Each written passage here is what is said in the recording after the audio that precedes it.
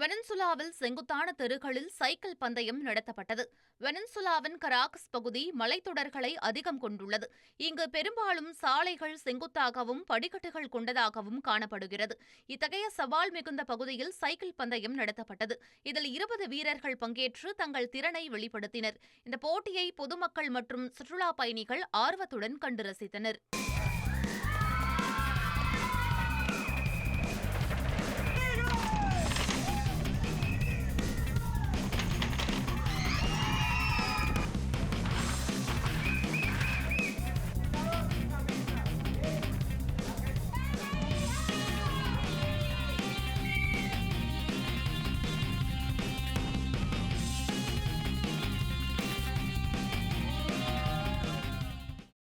Friend ஆக்கிக்கோங்க. தந்தி டிவியின் subscribers and followers குடும்பத்துல நீங்களும் இணையுங்க.